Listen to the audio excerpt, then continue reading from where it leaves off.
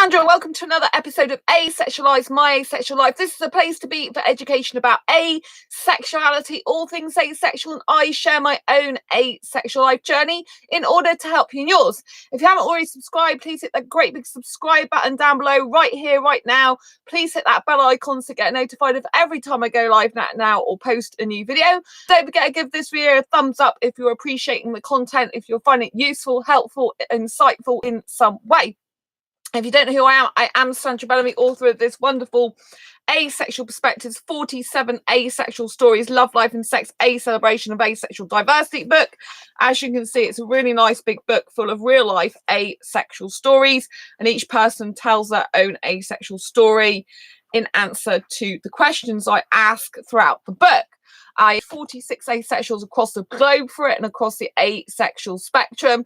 And it took me about a year to do the interviewing, editing and publishing of it.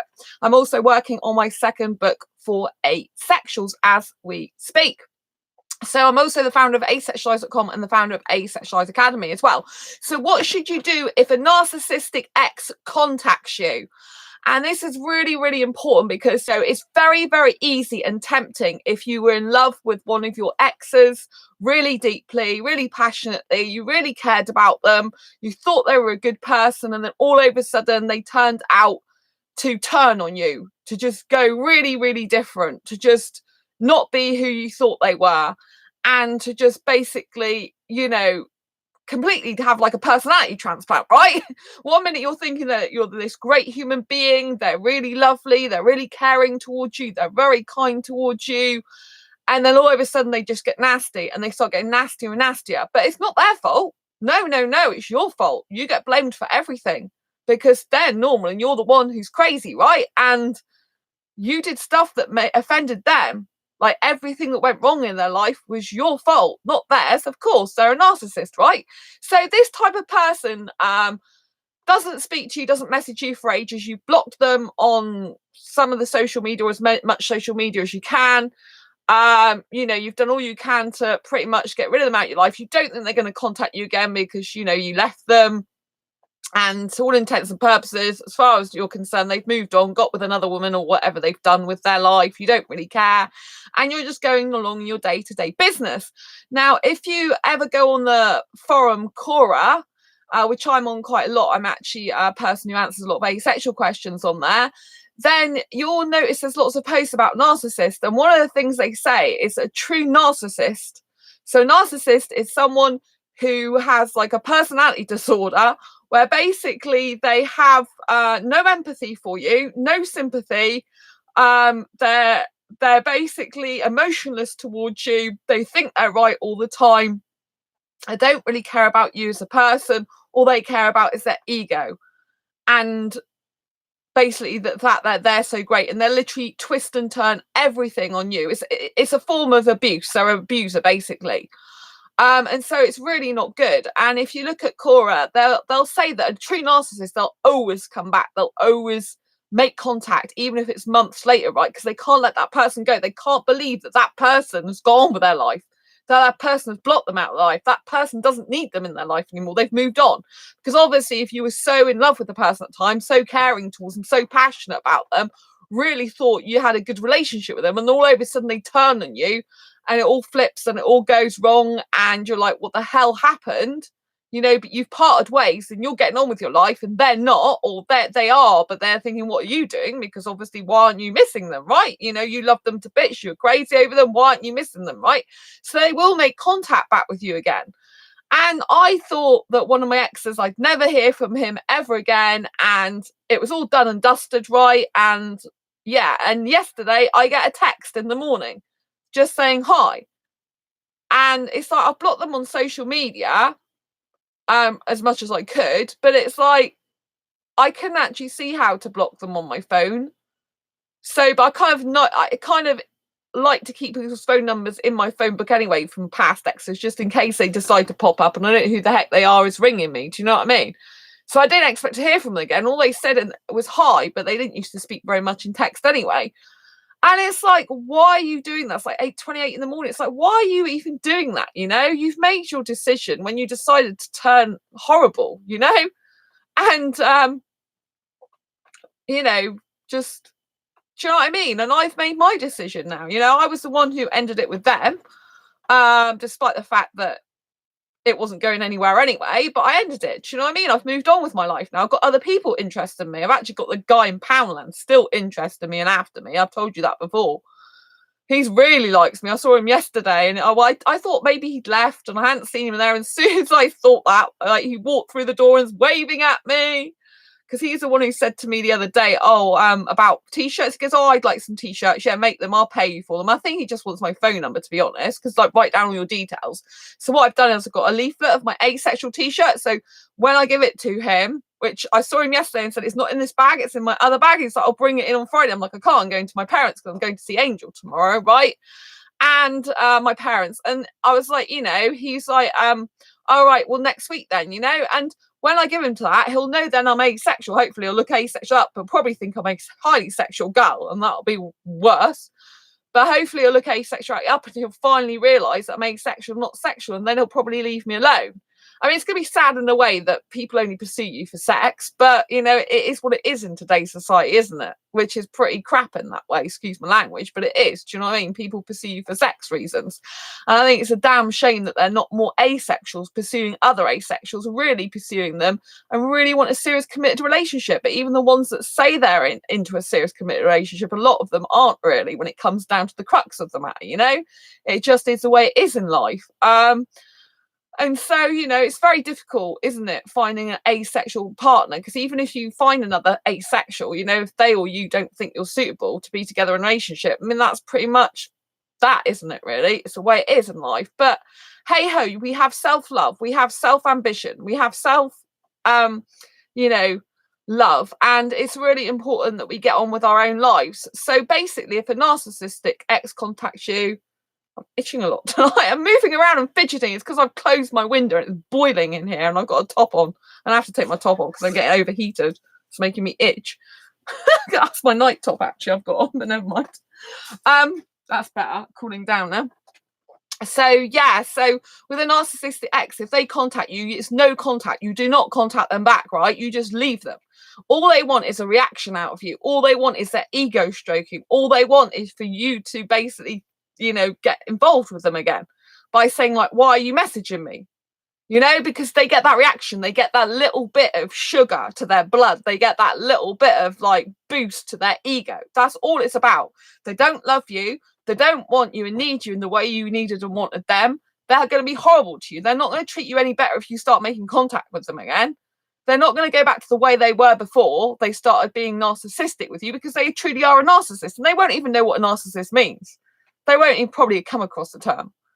And if they did, they deny it anyway, because that's what narcissists do. They don't believe that there's anything wrong with them. It's everyone else that's got something wrong with them. If anything goes wrong, you're the fault, not them. Oh no, that nothing they do is ever their fault. You can't tell them anything. You know, it's always other people were in my way. Other people tripped me over. Other people did this to me. Other people did that to me. It's like, did other people really trip you up, or were you just not looking where you were going? Do you know what I mean? It's like, if someone told you off for answering your phone, who was answering the phone? Was it your partner or was it you? It was you. Take responsibility for your own life and your own actions. But narcissists don't. It's all about them being in control, them bossing people around, them telling people what to do, them mind manipulating and playing games. They playing each other off each other. And I also found out narcissists often have more than one person. They'll have like a main person who's their girlfriend or partner or boyfriend or whatever. Then they'll have another person on the side. You know, that's not what you want. I don't want that for me. I've got better things to be doing with my time. I've got better quality people in my life now. I'm actually really focusing on my career at the moment. I'm publishing books now, which is my hugest passion in my life. I love that so much. I've been going through my fibromyalgia book today. All day I've been reading it. And so that's going to be out soon. I've decided to just go ahead and publish that because I wanted to do some other stuff to go with it, but I haven't had a chance. And so I just didn't get it out there because there's lots of people that need it. I manage my fibro so well, as you can see. I'm not like normal with it. And I live a really happy, healthy, you know, life where pain isn't really at the forefront of my mind. So it's all cool, but I need to help other people to show them how I do that, you know? And so, don't answer their calls, don't engage in conversation, don't answer them back, don't think they've changed, because they will. They'll start, these people that are narcissists, sometimes some of them can come across as very charming, very charismatic, very butter wouldn't melt in their mouth.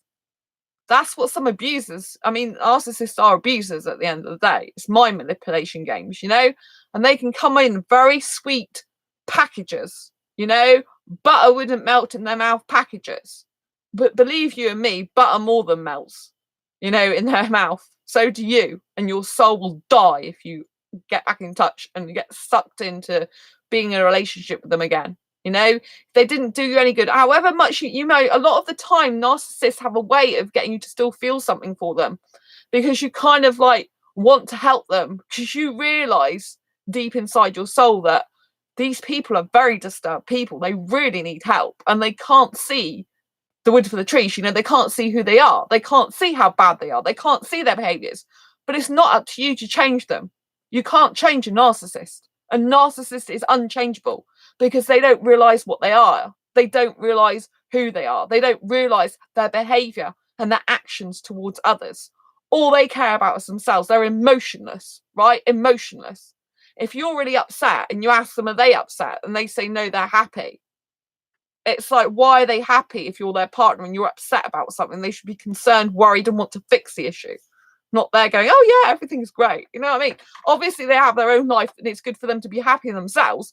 They should be concerned if you've got an issue in the relationship and talked about it and try and put it right, But I've left that person behind, and once you've left a person behind, do not make the mistake of going back to them. There's someone in one of my groups once, and she let a narcissistic guy back into her life. And she really, because she's a kind, caring person, she has a heart of gold. She wanted to believe that this person had changed. So she let this person back into their life who'd actually been stalking them online and being nasty online, right? And then they said they were sorry, they apologized, and they came back into her life, and they were just worse than they were before. And so, this is the lesson to learn. Do not go back to a narcissist. And they have this way of charming you. They sometimes have this little bit of your heart from the time, and it's I think it's kind of like, because you go back and you think, what if it was the way it was originally, and everything else was just a dream and a mirage, and they weren't the horrible person, and it was just a blip. But it's not. They're not the nice person they portray. They'll be nice to other people. They'll be nice in certain circumstances. Like I said, they're very charismatic, very charming, very polite, very nice to a lot of people. But they will turn on you. They won't be nice to you. They'll flip things around to their advantage. They'll blame you for everything. You'll be the fault of their whole relationship. You'll be the problem. You'll be the issue. So if you've removed yourself from the issue, either they've removed you or you've removed yourself, do not go back to that, right? Because you've got better things to be doing with your life and time. They want you to engage with them. They want you to talk in conversation with them. They want you to be in their life still, in a very sick way, in the sense that they can't really be without you, without thinking about you sometimes. In a way, you've won, because the narcissist is still thinking about you. The narcissist has still got you in their head in some point. Whereas even if you might have them in your head sometimes, you've moved on. They clearly haven't really moved on. They can't cope with the fact that you're not speaking to them anymore. And actually, that is the best form of revenge, if you like. I don't like the word revenge because it doesn't come from a nice place, but you know what I mean? That is the best form of really silencing all the destruction they did, is to say, right, I don't care anymore, do one, and of course it's hard if you really cared about the person, but you have to believe and know that you can't reply to them. As soon as you reply to them, that'll be it. They'll have power over you. So you have retained your power and control over your own self, your feelings, emotions, your life, by not replying to them. I had a security guard who used to fancy me, who came into my work once. He only seemed like a couple of times, and then he was messaging me he was supposed to meet me on a Valentine's Day in Bristol, which is a couple of hours from my city in the UK, and then he just backed out on me at the last minute, like about an hour before we were due to see each other. And then after that, I said, that's fine. That's it. You've had your chance. End of. And then he just couldn't accept it. He was messaging me and then 5 months later, he was messaging me. The next year, he was messaging me. I think he went on for 2 years messaging me. every few months. And I didn't even know this guy. I wasn't even in a relationship with him. People are so weird. You know, people are so weird. Like, people either want a relationship or they don't want a relationship. Make your mind up. And if you do want a relationship, go all in and be kind and caring and considerate and take responsibility for your own actions, not faff around blaming other people for things, you know? So if a narcissist contacts you, please know they haven't changed. They won't change. However much you loved and cared about them for, however much they might pull at your heartstrings sometimes, because you see the pathetic side in them. You see that they need real severe mental health help. Really, they do. You know, they genuinely need help, but they'll never see it because to them, their life is incredible, which is good in a way, because I want everyone to feel like they've got an incredible life, but it's at the expense of a relationship, of ever having true love. But some narcissists, they do still have partners. They have partners because some partners just put up with that. But you've got higher standards, haven't you? You know, you've got really, really higher standards, you know, and you don't have to put up with that. There are plenty of fish in the sea. You can just be with yourself. I like being in my own bed by myself. I like being able to do my own thing anyway. You know, it's brilliant. Anyway, I hope this video has been useful, helpful, insightful for you in some way. If it has, please give this video a thumbs up. Please share it with any friend who may benefit. If you haven't already subscribed, please hit the great big subscribe button down below right here, right now. And don't forget to hit that bell icon to get notified of every time I go live like now or post a new video. I am out tomorrow visiting my parents, so I'm not sure if I'll be able to do a live stream or not. If I can, I will. Until next time, embrace your quirky and each other's, and I'll see you on the next video or live stream. Take care. Bye.